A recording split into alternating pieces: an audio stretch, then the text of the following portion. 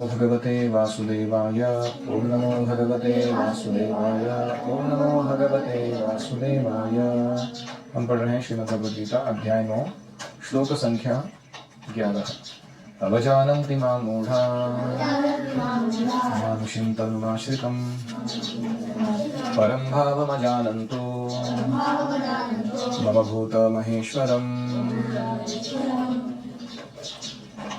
इसका आधा परपोर्ट हमने देखा है, बचा हुआ आधा पूरा करेंगे। भाषांतर। जब मैं मनुष्य रूप में अवतरित होता हूं तो मूर्ख मेरा उपहास करते हैं। वे मुझ परमेश्वर के दिव्य स्वभाव को नहीं जानते हैं। तो हमने अभी तक 4 मुद्दे देखे। पहले, कृष्ण पूर्ण पुरुषोत्तम क्यों है? ब्रह्म संहिता से ईश्वर परम कृष्ण। तो ईश्वर या नियंता अनेक प्रकार के हैं, लेकिन उनमें परम ईश्वर एक ही है। उसके बाद हमने देखा कि ये जो परम ईश्वर है, इनका विग्रह भौतिक नहीं है, आध्यात्मिक है, सच्चिदानंद विग्रह। तो जो कृष्ण ने कार्य वर्णन किए पहले कि मैं कैसे सृष्टि की रचना करता हूँ, जीवों का शरीर प्रदान करने के या सुख दुख भोग कराने के कार्य करता हूँ, क्या ये कोई भौतिक व्यक्ति कर सकता है? हमारा जिस प्रकार का शरीर है, भौतिक शरीर, क्या ये ऐसे कार्य संपन्न करा सकता है जो भगवान कर पा रहे हैं? उनकी क्रिया शक्ति, इच्छा शक्ति, बल शक्ति कितने क्या लेवल की, वो सब वर्णन करने के बाद ऐसा जो व्यक्ति कृष्ण को समझता है कि यह सामान्य व्यक्ति है, वो मूर्ख ही होना चाहिए।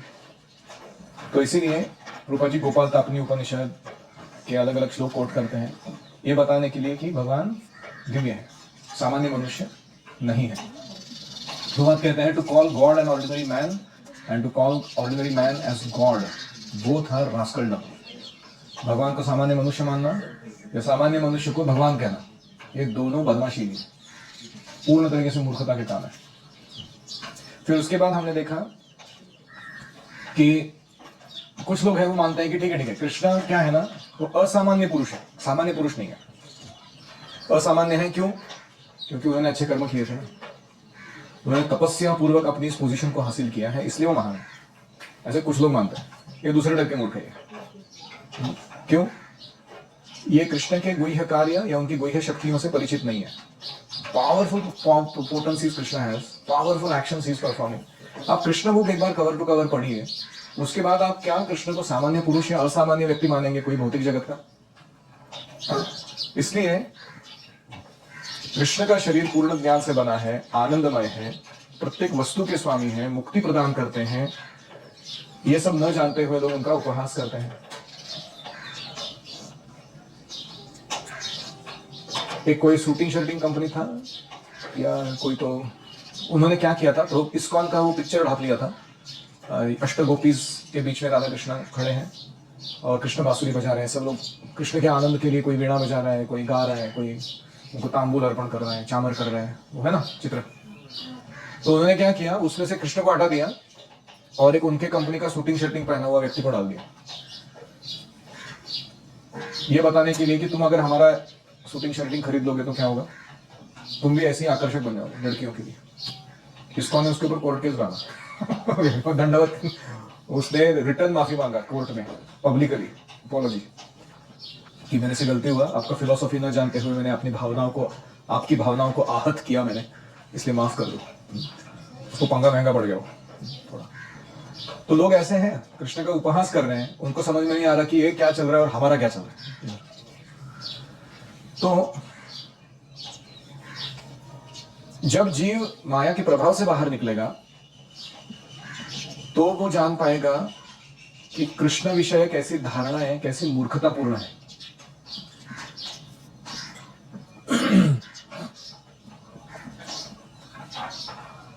तो अभी ये हो गया, पहला टाइप का क्या था, वो मूर्खता कौन सी थी, वो अज्ञानवश थी, वो कृष्ण को सामान्य पुरुष मान रहा था। दूसरा मूर्खता था कि वो कृष्ण को असामान्य भौतिक व्यक्ति मान रहा था इस जगत का। अभी तीसरा डिस्कशन चल रहा है, अवजानंती, category number 3, those who wrongly understand Krishna, उसका तीसरा कैटेगरी। इसमें आते हैं निर्गुणवादी।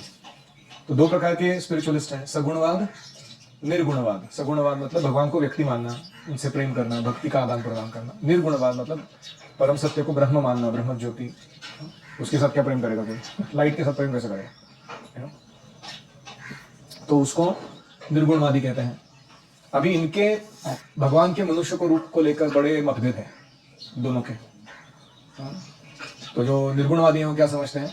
भगवान निराकार है, कुछ समय के लिए वो मूर्त रूप धारण कर रहे, गुणों से बना हुआ, लेकिन है ओरिजिनली निराकारी। ये उनका मानना है। सगुणवादियों का क्या मानना है कि भगवान जो है वो शाश्वत रूप से सच्चिदानंद विग्रह है, उनका भौतिक शरीर है ही नहीं, वो गुणों से बना हुआ कभी धारण ही नहीं करते हैं, और उनके आध्यात्मिक धाम में वो शाश्वत रूप से विद्यमान है। वहाँ हम उनकी शाश्वत सेवा में लग सकते हैं। उनको ये निराकार ब्रह्म ज्योति जो है वो उनका शरीर का कांति है। भगवान की शरीर की कांति और भगवान उनमें भेद नहीं है, लेकिन फिर भी भगवान भगवान है। तो इसलिए भागवत में प्रश्न आता है, कृतवान किल कर्माणि सह रामेण केशवः अतिमर्त्यानि भगवान गूढ़ कपटमानुषः। प्रश्न उठाया जाता है शौनक आदि मुनियों को के द्वारा सुत गोस्वामी को कि भगवान श्री कृष्ण ने बलराम के साथ साथ मनुष्य की भांति क्रीड़ा की और छुपे हुए रूप में उन्होंने अति मानवीय कार्य किए। दिखने में मनुष्य जैसे दिखते थे, लेकिन उनके कार्य अति मानवीय मतलब एक्स्ट्राऑर्डिनरी थे। तो ऐसा कैसे? गुरु जी बहुत सारे उदाहरण देते हैं अति मानवीय कार्यों के। पहला कहते हैं कि जब कृष्ण अपने पिता माता के सामने प्रकट हुए, कहाँ प्रकट हुए? जेल में। क्या वो ऑर्डिनरी प्रोसेस से प्रकट हुए गर्भधारणा की? नहीं। वासुदेव के हृदय में पहले प्रकट हुए, उनके हृदय से वो देवकी के हृदय में स्थापित हुए, फिर देवकी के हृदय से उनके गर्भ में आए, और गर्भ में आने के बाद सीधा बाहर प्रकट हुए चतुर्भुज नारायण के रूप में, महाविष्णु। सुंदर रूप, एकदम इतना सुंदर रूप, घुंघराले बाल, मंदस्मित हास्य, धोती पहने हुए, चमकने वाले सुवर्ण कांति की। उनके इतने सुंदर रूप को देख के दोनों माता पिता मुग्ध हो गए। वाह क्या सुंदर बच्चा है। लेकिन बच्चा थोड़ा बड़ा नहीं लग रहा है थोड़ा? तो उन्होंने कहा अरे थोड़े छोटे बन जाओ, कब देखेगा तो मारेगा। तो भगवान ने उनकी प्रसन्नता के लिए अपना विशाल जो रूप था वो छोटा बालक के रूप में परिवर्तित किया, द्विभुज रूप, कृष्ण बन गए। इसलिए वो जो ओरिजिनल रूप प्रकट हुआ था उनके सामने, उसको क्या कहते हैं? Balaji, Lord child. तो बालाजी भगवान कौन है? कृष्ण है। समझा अभी?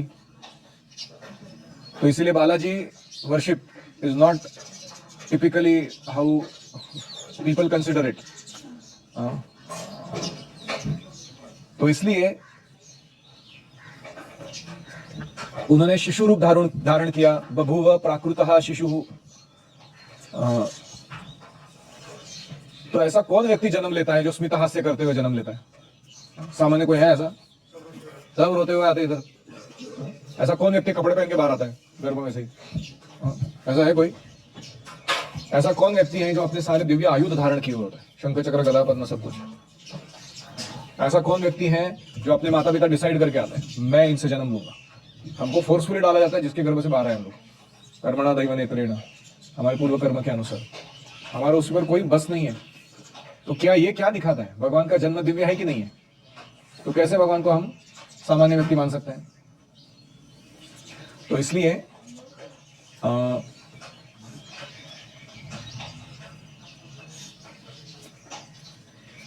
कृष्ण का उपहास करने वाले या कृष्ण की स्थिति को न जानने वाले लोगों से हमें श्रवण नहीं करना चाहिए कृष्ण के बारे में, नहीं तो उनकी गलत धारणाएं हमारे अंदर आ जाए। आजकल क्या है, आस्था संस्कार बहुत चैनल्स हैं और कुछ ऐसे अजीब तरीके के उटपटांग लोग भागवत कथा दे रहे हैं वहां पे, जिनका ना संप्रदाय मालूम है, ना साधना मालूम है, ना शुद्धता मालूम है, ना सेवा भावना मालूम है। ऐसे कोई भी आड़े टेढ़े आदमी से हम सुनते रहते हैं just because he is having some other fool sitting in front of him hearing it. इसका कोई मतलब नहीं है। तो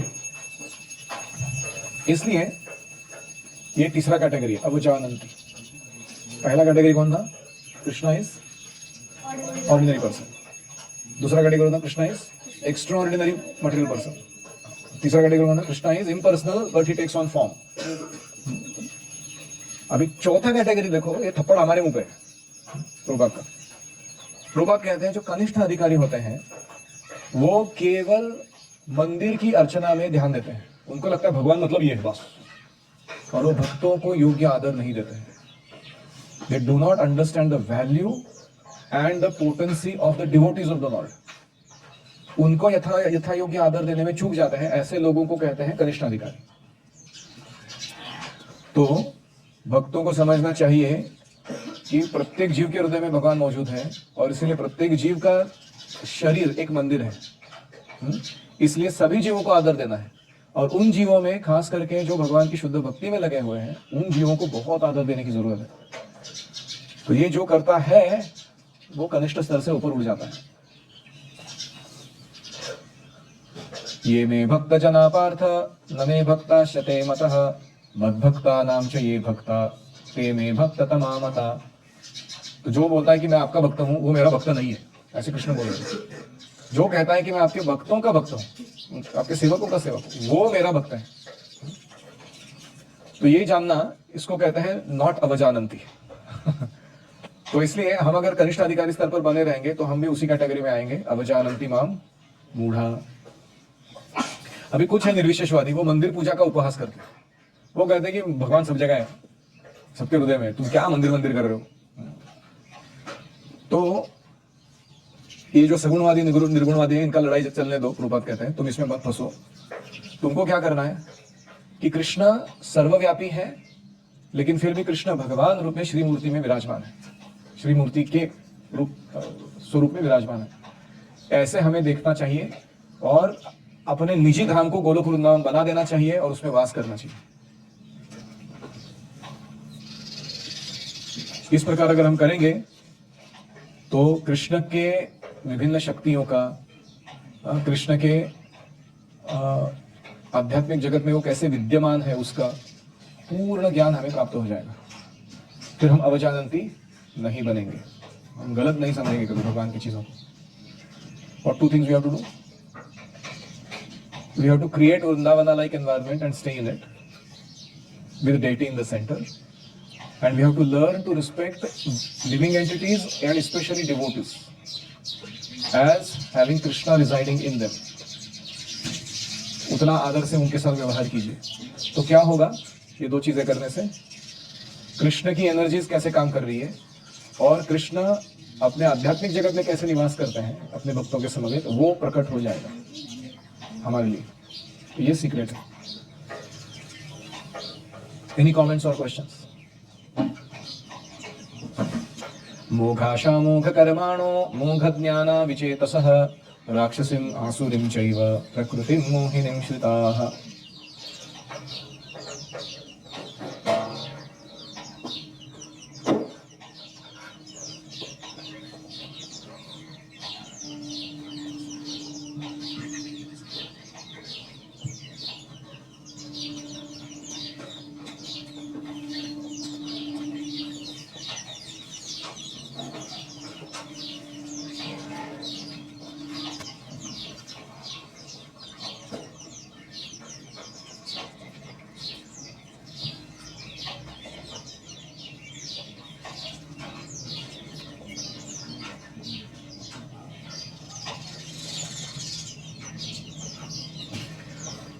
ते वे मोघाशाः निष्फल आशा, मोघ कर्माणः निष्फल कर्म, मोघ ज्ञानाः निष्फल ज्ञान वाले, विचेतसः विक्षिप्त चित्त होकर, कृष्ण अनकॉन्शियस होकर, मोहिनीम मोहित करने वाली, राक्षसिन तमोगुण से व्याप्त, आसुरीं च और राजसी प्रकृति की, श्रिताः भवन्ति आश्रित होते हैं।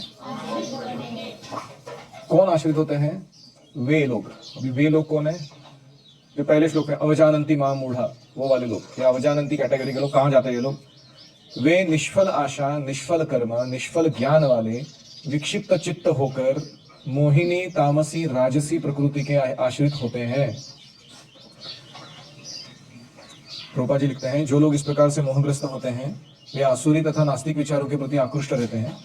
इस मोहग्रस्त अवस्था में उनकी मुक्ति की आशा, उनके सकाम कर्म तथा उनका ज्ञान का अनुशीलन सभी निष्फल हो जाता है।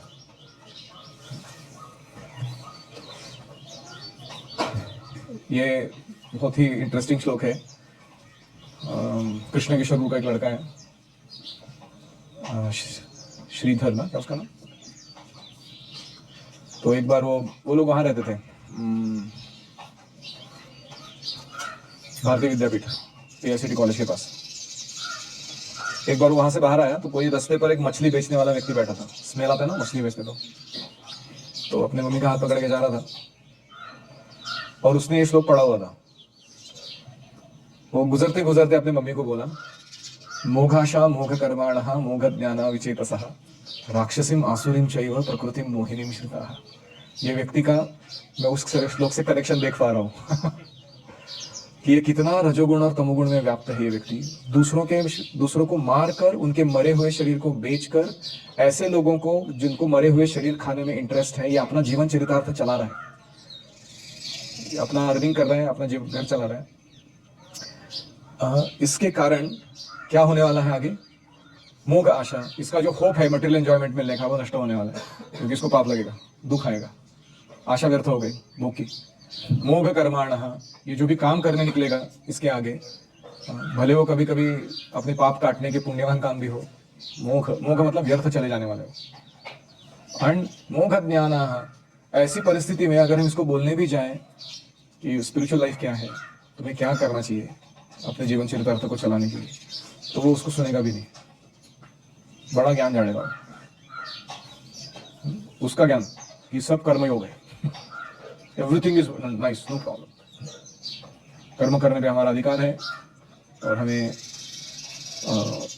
कोई भी निम्न कर्म करते समय करते हुए छोड़ना नहीं चाहिए, ऐसा फिलोसॉफी भी झाड़ सकता है। मोह ज्ञान है, सारा यूजलेस नॉलेज है वो, नॉलेज कुछ काम का नहीं, क्योंकि उसको खड्डे में लेके जाएगा, सो कॉल्ड ड्यूटी।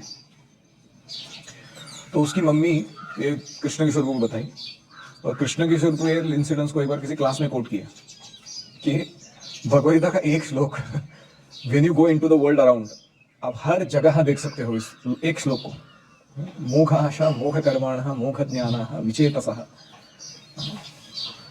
तो प्रभुपाद जी 3 चीजें कह रहे हैं। विचेतसः मतलब कृष्ण अनकॉन्शियस, ऐसा बनने का परिणाम क्या होता है? मोहिनीम राक्षसीम आसुरीम प्रकृतिम श्रिताः, ये उसका परिणाम होता है। When you become Krishna unconscious, you take shelter of a bewildering, ignorant and passionate energy of the Lord. रजो तमो गुण से जो भरपूर है ऐसी प्रकृति का तुम आश्रय लोगे, और उसका नतीजा क्या होगा ऐसा आश्रय लेने का? All your hopes for enjoyment, मोघ आशा, आशा मतलब डिजायर फॉर एंजॉयमेंट, वो क्या हो जाएगी? व्यर्थ हो जाएगी। कोई कहेगा नहीं मेरे को मटेरियल एंजॉयमेंट नहीं चाहिए, मेरे को मुक्ति की आशा है, वो भी व्यर्थ हो जाएगी। तो मुक्ति की आशा भी व्यर्थ हो जाएगी, भौतिक भोग की तो ऑलरेडी कबाड़ा हो चुका है उसका। दूसरा, मोघ कर्माणः, सकाम कर्म जो तुम कर रहे हो अभी, I want to work hard and get a pay check and then enjoy my life nicely in future, इसको क्या कहते हैं? सकाम कर्म। ये होप तुम्हारा नष्ट होने वाला है। और तीसरा, मोघ ज्ञान, अगर तुम नॉलेज गेन करने के पीछे भी पड़े हो, कुछ लोग होते हैं थोड़ा समय निकाल कर दिन में अपना सेल्फ हेल्प बुक पढ़ लेते हैं, थोड़ा फिलोसॉफी पे गौर करते हैं कि लाइफ कैसे जीना चाहिए, दूसरों को सात्विक बनाने के लिए, खुद को सात्विक रखने के लिए प्रयास करते हैं, उनके पास भी ज्ञान होता है। But if they become not Krishna conscious, मोघ ज्ञान, वो सारा व्यर्थ जाने वाला है, क्योंकि इस भौतिक जगत में ही वो अटकने वाले हैं। इस जन्म के अंत में उन्हें भगवत धाम की प्राप्ति नहीं होगी। श्लोक समझ में? अभी तात्पर्य देखते हैं। अभी आपको क्या लग रहा है कि कृष्णा अनकॉन्शियस लोगों के बारे में बात होने वाली है ना? प्रभुपाद जी सीधा तोप जो है ना हमारे मुंह पे लगाते हो, तू तेरे को बोल रहा हूं मैं। ऐसे अनेक भक्त हैं जो अपने को कृष्ण भावनामृत तथा भक्ति में रत दिखलाते हैं, सुन रहे हो तुम, किंतु अंतःकरण में भगवान कृष्ण को परब्रह्म नहीं मानते, भौतिक इंद्रिय वृत्ति की इच्छा बनाए रखते हैं, सकाम कर्म में इंटरेस्ट दिखाते हैं, ज्ञान का अनुशीलन खुद के नॉलेज को बढ़ाने के लिए चाहते हैं, कृष्ण के प्रेम को बढ़ाने के लिए नहीं चाहते हैं। ये मैं ऐड कर रहा हूं, इस श्लोक में है वो। ऐसे लोगों का क्या होगा? अब तेरा क्या होगा रे कालिया? हाँ? ऐसे लोगों को कभी भी भक्ति का फल भगवत धाम गमन प्राप्त नहीं होगा। हो तेरी की मैंने जब पहली बार ये पढ़ा था ना, मैं उड़ गया था सीट में से, मैंने सीधा मेरे मुंह पे तोप लगा के धाड़ ब्लो आउट, कंप्लीट। इसी प्रकार अभी फिर माइल्ड हो जाते हैं दूसरों में। जो पुण्य कर्म में लगे हुए लोग हैं, जो भवबंधन से मुक्त होना चाहते हैं, वे भी सफल नहीं हो पाते हैं क्योंकि वे कृष्ण का उपहास करते हैं। मैंने देखा है बहुत सारे ऐसे लोग पुण्यवान है वो, लेकिन वो कृष्ण का उपहास करते हैं। They are very very unfortunately. एक बड़े मराठी लेखक थे, मैं उनकी पुस्तकें बहुत पढ़ता था पहले। He is this category. पुण्यशाली थे वो, अच्छा उनका नॉलेज था, लेकिन वो कृष्ण का उपहास उड़ा दिया। दूसरे शब्दों में, जो लोग कृष्ण पर हंसते हैं उन्हें आसुरी या नास्तिक समझना चाहिए। ऐसे दुष्ट कभी भी कृष्ण की शरण में नहीं जाते। परम सत्य तक पहुंचने के लिए उनके मानसिक चिंतन उनको कहां पहुंचा देता है कि सामान्य जीव और कृष्ण एक समान ही है। इधर तक ही उनका चिंतन जाता है। वे सोचते हैं कि शरीर द्वारा आच्छादित है ब्रह्म, और जैसे हम मुक्त हो जाएंगे, ये ब्रह्म और वो ब्रह्म में कोई अंतर नहीं रहेगा, हम ही ईश्वर बन जाएंगे। तो ये सब hope against hope, they are trying to become God, मोह आशा, सब विफल होने वाला है ये। तो कृष्ण के साथ समता करने का यह प्रयास या भ्रम निष्फल होने वाला है। तो बृहद विष्णु स्मृति में कहा गया है, ये लाइन मेरे को बहुत अच्छा लगता है। यो वेत्ति भौतिकं देहं कृष्णस्य परमात्मनः स सर्वस्माद् बहिष्कार्यः श्रौतस्मार्थ विधानतः मुखं तस्यावलोक्यापि सचैलं स्नानमाचरेत्। वो कहते हैं, जो व्यक्ति कृष्ण के शरीर को भौतिक मानता है, जो व्यक्ति कृष्ण के शरीर को भौतिक मानता है, उस व्यक्ति को श्रुति और स्मृति के सारे अनुष्ठानों से बहिष्कृत कर देना चाहिए। अब इसका अर्थ होता है सरल भाषा में, उसके ऊपर दशविध संस्कार नहीं होने चाहिए। उसको आउटकास्ट, समाज से बाहर निकालकर एबोरिजिन्स की तरह जंगल में रखा जाना चाहिए। He can not be part of civilised society. सभ्य समाज में उसको स्थान नहीं देना चाहिए। क्यों? क्योंकि वो कृष्ण के शरीर को भौतिक मानना है। यो व्यक्ति भौतिकम देहम कृष्णस्य परमात्मनः स सर्वस्मात् बहिष्कार्यः श्रौतस्मार्थ विधानतः। और अगर गलती से ऐसे व्यक्ति का तुम मुख देख लो, चेहरा देख लो, मुखम तस्य अवलोक्यापि, गलती से भी इसका चेहरा देख लिया, सचैलम स्नानम आचरित, जाके कपड़ों सहित गंगा में कूद जाओ। सचैलम मतलब विद द क्लोथ्स, स्नानम आचरित, स्नान कर लो तुम, इतना कंटामिनेशन आएगा तुम्हारे अंदर। ऐसे वो कह रहे हैं, जिसके कारण उसकी छूत दूर हो सके। उसने जो तुम्हें गंदा चेतना वाला टच कराया अपना मनोवृत्ति का, वो तभी निकलेगा जब तुम अच्छा सचैलम स्नानम आचरित। बाबा जी बहुत, ये टॉपिक पे वो किसी को सुनते नहीं हो। कृष्ण का शरीर भौतिक बोला तो चालो दाड़। लोग कृष्ण की हंसी उड़ाते हैं क्योंकि वो भगवान से ईर्ष्या करते हैं। उनके भाग्य में जन्म जन्मांतर में नास्तिक बनना और असुर बनना लिखा हुआ है। उनका वास्तविक ज्ञान सदैव भ्रम में रहेगा और धीरे धीरे वे सृष्टि के गहनतम अंधकार में चले जाएंगे। कौन सा श्लोक? असुर्या नाम ते लोका अंधेन तमसावृता तामसे प्रत्याभिगच्छन्ति ये केचात्महनो जनाः संभूतिं विनाशम। कौन सा वाला संभूति को वर्शिप करने वाला सो-कॉल्ड वर्शिपर गहनतम अंधकार में चला जाता है।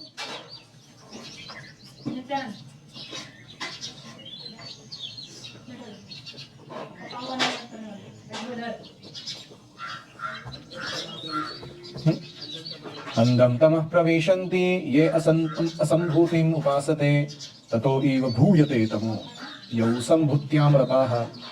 वो लोग यही बोल रहे हैं, जो सो कॉल्ड सुप्रीम का वर्शिप कर रहे हैं वो और खड्डे में जाएंगे वो, क्योंकि वो कृष्ण के शरीर को ठीक से या कृष्ण के तत्व को ठीक से नहीं जाने। उनका सो कॉल्ड नॉलेज उनको और गहनतम अंधकार में लेके जाएगा। तो ये है Prabhupada. You should see his mood in this verse, कि क्या मूड से प्रभुपाद लिखते हैं परपोर्स को।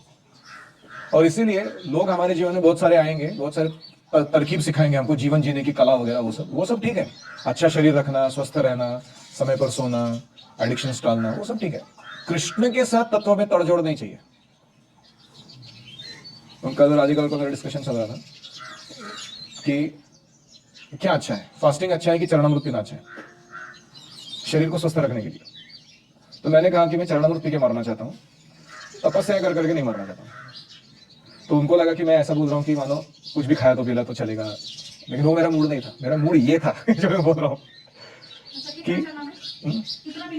हाँ ग्लास 1 ग्लास।